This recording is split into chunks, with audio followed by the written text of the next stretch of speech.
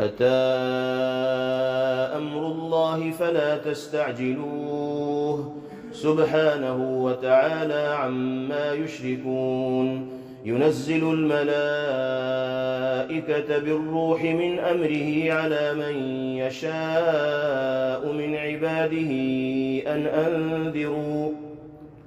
أن أنذروا أنه لا إله إلا أنا فاتقون. خلق السماوات والأرض بالحق تعالى عما يشركون. خلق الإنسان من نطفة فإذا هو خصيم مبين. والأنعام خلقها لكم فيها دفء ومنافع ومنها تأكلون ولكم فيها جمال حين تريحون وحين تسرحون وتحمل أثقالكم إلى بلد لم تكونوا بالغيه إلا بشق الأنفس إن ربكم لرؤوف رحيم. والخيل والبغال والحمير لتركبوها وزينة ويخلق ما لا تعلمون. وعلى الله قصد السبيل ومنها جائر ولو شاء لهداكم أجمعين. هو الذي أنزل من السماء ماء لكم منه شراب ومنه شجر فيه تسيمون ينبت لكم به الزرع والزيتون والنخيل والأعناب ومن كل الثمرات إن في ذلك لآية لقوم يتفكرون. وسخر لكم الليل والنهار والشمس والقمر والنجوم مسخرات بأمره إن في ذلك لآيات لقوم يعقلون. وما ذرأ لكم في الأرض مختلفا ألوانه إن في ذلك لآية لقوم يذكرون. وهو الذي سخر البحر لتأكلوا منه لحما طريا وتستخرجوا منه حلية تلبسونها وترى الفلك مواخر فيه ولتبتغوا من فضله ولعلكم تشكرون. وألقى في الأرض رواسي أن تميد بكم وأنهارا وسبلا لعلكم تهتدون وعلامات وبالنجم هم يهتدون. أفمن يخلق كمن لا يخلق أفلا تذكرون. وإن تعدوا نعمة الله لا تحصوها إن الله لغفور رحيم. والله يعلم ما تسرون وما تعلنون. والذين يدعون من دون الله لا يخلقون شيئا وهم يخلقون أموات غير أحياء وما يشعرون أيان يبعثون. إلهكم إله واحد فالذين لا يؤمنون بالآخرة قلوبهم منكرة وهم مستكبرون. لا جرم أن الله يعلم ما يسرون وما يعلنون إنه لا يحب المستكبرين. وإذا قيل لهم ماذا أنزل ربكم قالوا أساطير الأولين ليحملوا أوزارهم كاملة يوم القيامة ومن أوزار الذين يضلونهم بغير علم ألا ساء ما يزرون. قد مكر الذين من قبلهم فأتى الله بنيانهم من القواعد فخر عليهم السقف من فوقهم وأتاهم العذاب من حيث لا يشعرون. ثم يوم القيامة يخزيهم ويقول أين شركائي الذين كنتم تشاقون فيهم قال الذين أوتوا العلم إن الخزي اليوم والسوء على الكافرين الذين تتوفاهم الملائكة ظالمي أنفسهم فألقوا السلم ما كنا نعمل من سوء بلى إن الله عليم بما كنتم تعملون فادخلوا أبواب جهنم خالدين فيها فلبئس مثوى المتكبرين وقيل للذين اتقوا ماذا أنزل ربكم قالوا خيرا للذين أحسنوا في هذه الدنيا حسنة ولدار الآخرة خير ولنعم دار المتقين جنات عدن يدخلونها تجري من تحتها الأنهار لهم فيها ما يشاءون كذلك يجزي الله المتقين الذين تتوفاهم الملائكة طيبين يقولون سلام عليكم ادخلوا الجنة بما كنتم تعملون هل ينظرون إلا أن تأتيهم الملائكة أو يأتي أمر ربك كذلك فعل الذين من قبلهم وما ظلمهم الله ولكن كانوا أنفسهم يظلمون فأصابهم سيئات ما عملوا وحاق بهم ما كانوا به يستهزئون وقال الذين أشركوا لو شاء الله ما عبدنا من دونه من شيء نحن ولا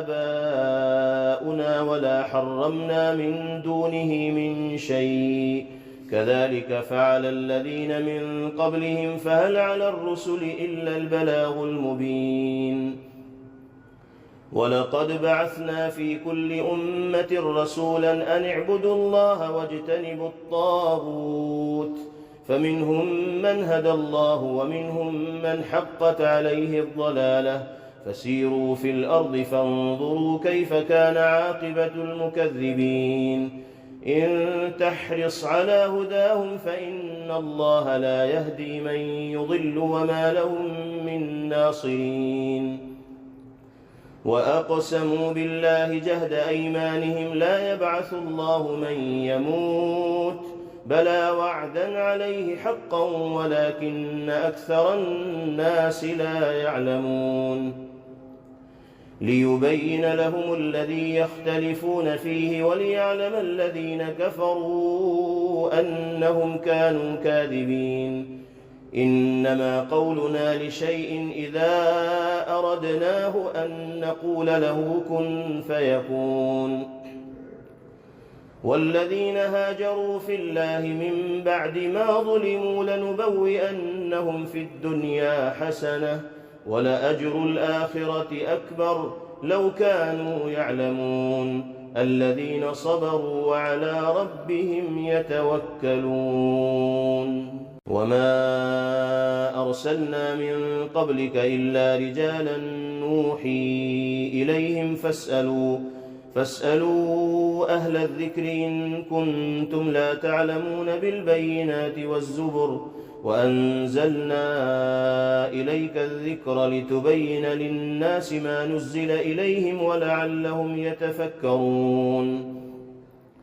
أفأمن الذين مكروا السيئات أن يخسف الله بهم الأرض أو يأتيهم العذاب من حيث لا يشعرون أو يأخذهم في تقلبهم فما هم بمعجزين أو يأخذهم على تخوف فإن ربكم لرؤوف رحيم أولم يروا إلى ما خلق الله من شيء يتفيأ ظلاله عن اليمين والشمائل سجدا لله وهم داخرون ولله يسجد ما في السماوات وما في الأرض من دابة والملائكة وهم لا يستكبرون يخافون ربهم من فوقهم ويفعلون ما يؤمرون الله أكبر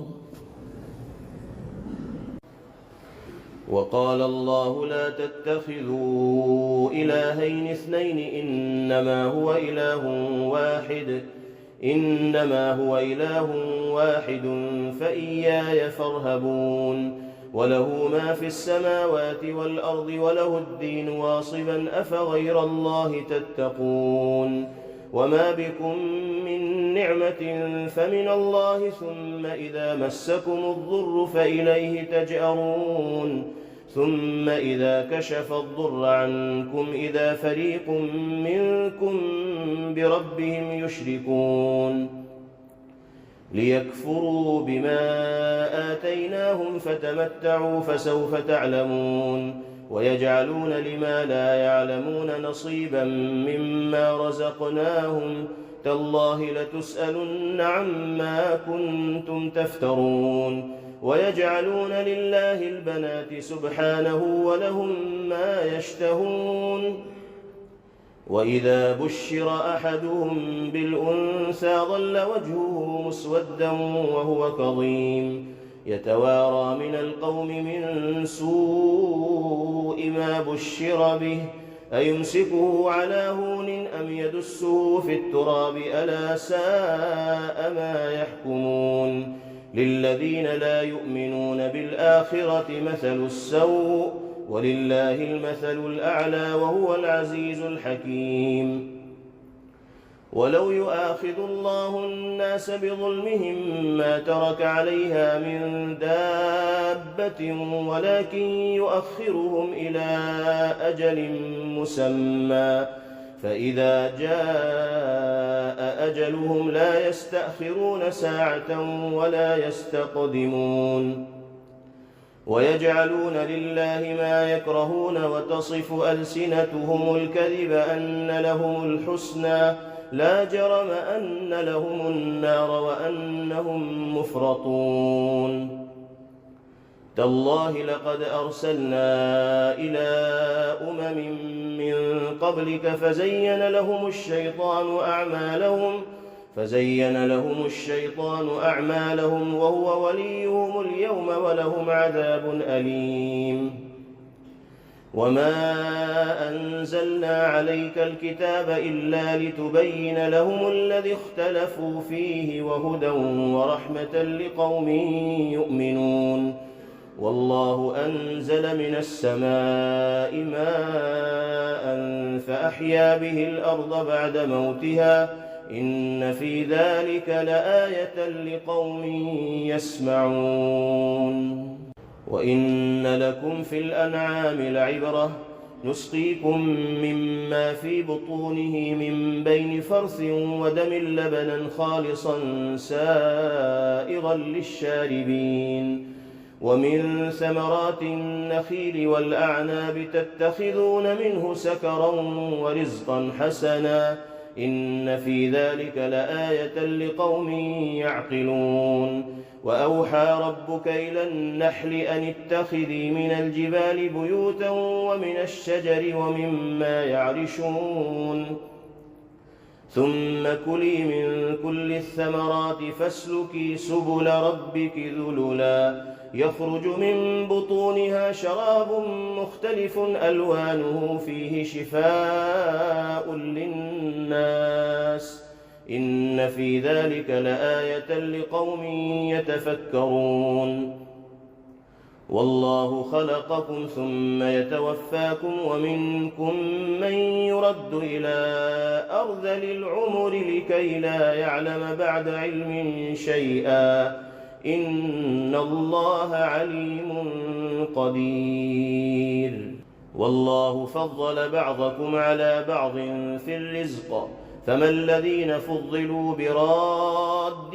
رزقهم على ما ملكت أيمانهم فهم فيه سواء أفبنعمة الله يجحدون والله جعل لكم من أنفسكم أزواجا وجعل لكم من أزواجكم بنين وحفدة ورزقكم من الطيبات أفبالباطل يؤمنون وبنعمة الله هم يكفرون ويعبدون من دون الله ما لا يملك لهم رزقا من السماوات والأرض شيئا ولا يستطيعون.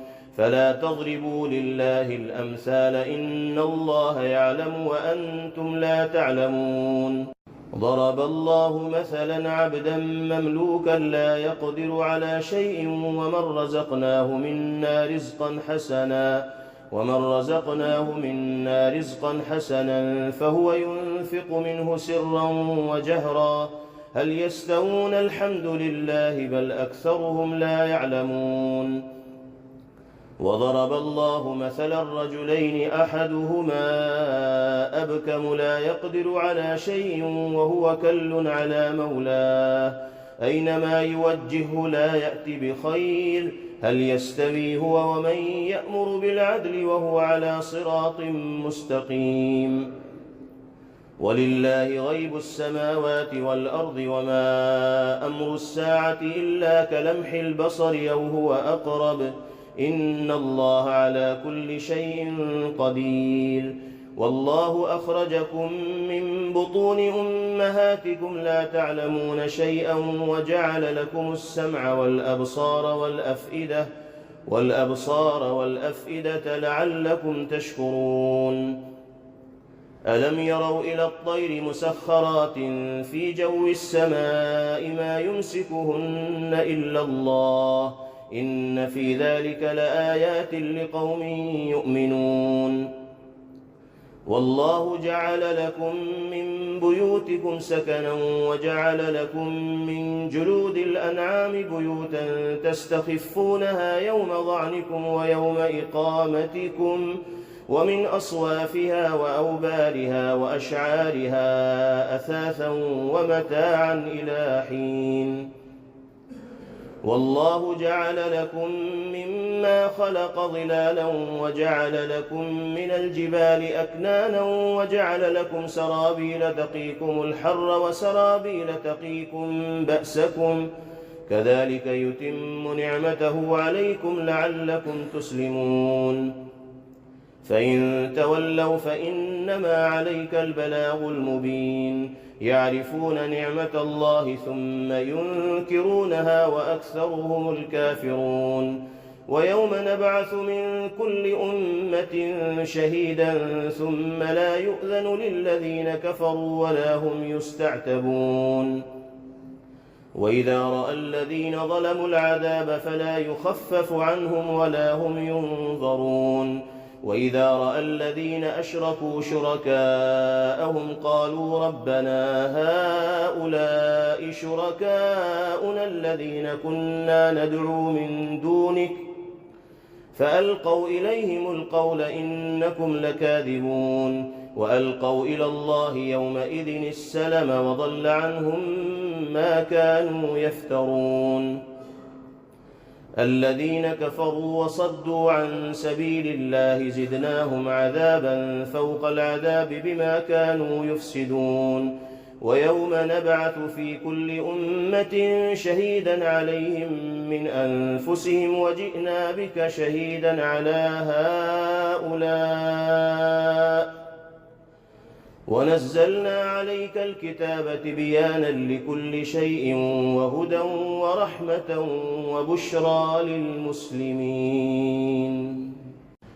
إن الله يأمر بالعدل والإحسان وإيتاء ذي القربى وينهى عن الفحشاء والمنكر والبغي يعظكم لعلكم تذكرون.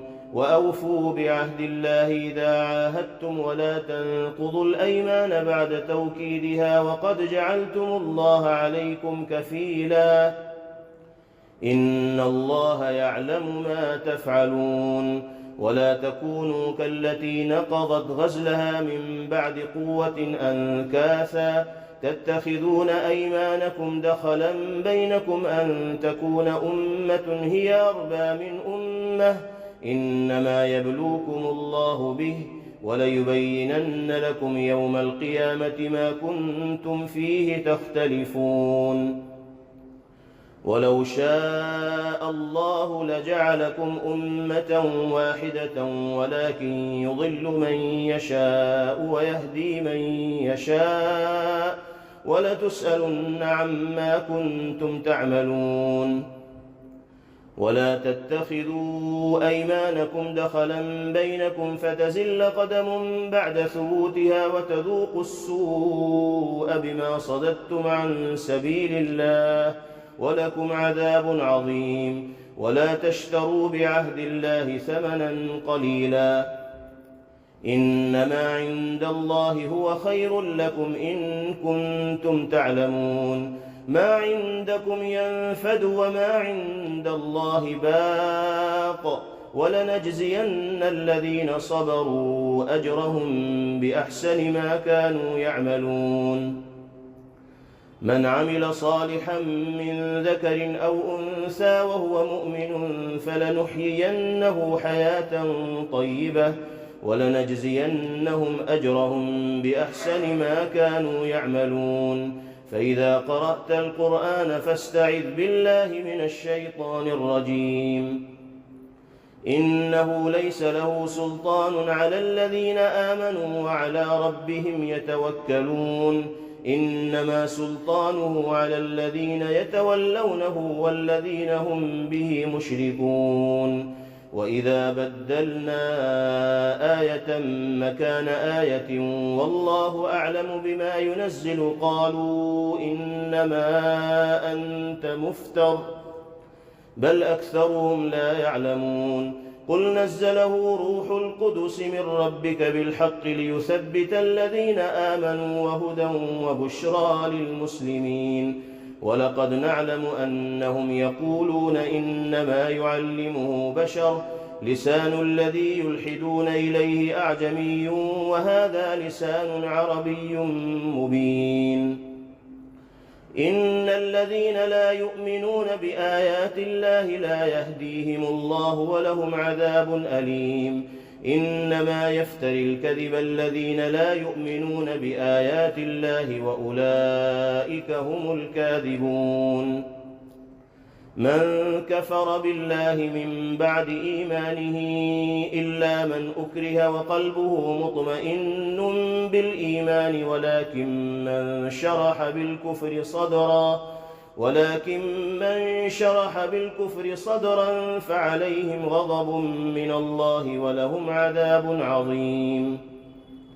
ذلك بأنهم استحبوا الحياة الدنيا على الآخرة وأن الله لا يهدي القوم الكافرين. أولئك الذين طبع الله على قلوبهم وسمعهم وأبصارهم وأولئك هم الغافلون. لا جرم أنهم في الآخرة هم الخاسرون. ثم إن ربك للذين هاجروا من بعد ما فتنوا ثم جاهدوا وصبروا إن ربك من بعدها لغفور رحيم. يوم تأتي كل نفس تجادل عن نفسها وتوفى كل نفس ما عملت وهم لا يظلمون. وضرب الله مثلا قرية كانت آمنة مطمئنة يأتيها رزقها رغدا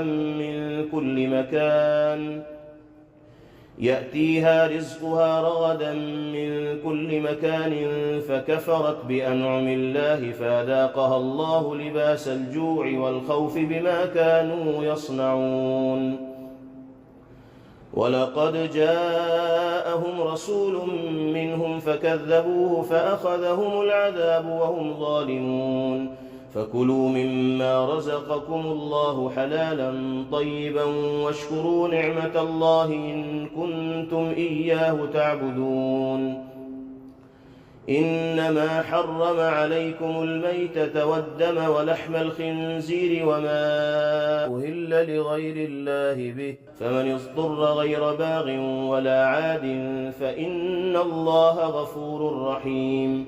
ولا تقولوا لما تصف ألسنتكم الكذب هذا حلال وهذا حرام لتفتروا على الله الكذب إن الذين يفترون على الله الكذب لا يفلحون متاع قليل ولهم عذاب أليم وعلى الذين هادوا حرمنا ما قصصنا عليك من قبل وما ظلمناهم ولكن كانوا أنفسهم يظلمون ثم إن ربك للذين عملوا السوء بجهالة ثم تابوا من بعد ذلك وأصلحوا إن ربك من بعدها لغفور رحيم إن إبراهيم كان أمة قانتا لله حنيفا ولم يك من المشركين شاكرا لأنعمه اجتباه وهداه إلى صراط مستقيم وآتيناه في الدنيا حسنة وإنه في الآخرة لمن الصالحين ثم أوحينا إليك أن اتبع ملة إبراهيم حنيفا وما كان من المشركين إنما جعل السبت على الذين اختلفوا فيه وإن ربك ليحكم بينهم يوم القيامة فيما كانوا فيه يختلفون ادع إلى سبيل ربك بالحكمة والموعظة الحسنة وجادلهم بالتي هي أحسن إن ربك هو أعلم بمن ضل عن سبيله وهو أعلم بالمهتدين وإن عاقبتم فعاقبوا بمثل ما عوقبتم به ولئن صبرتم لهو خير للصابرين واصبر وما صبرك إلا بالله ولا تحزن عليهم ولا تك في ضيق مما يمكرون إن الله مع الذين اتقوا والذين هم محسنون.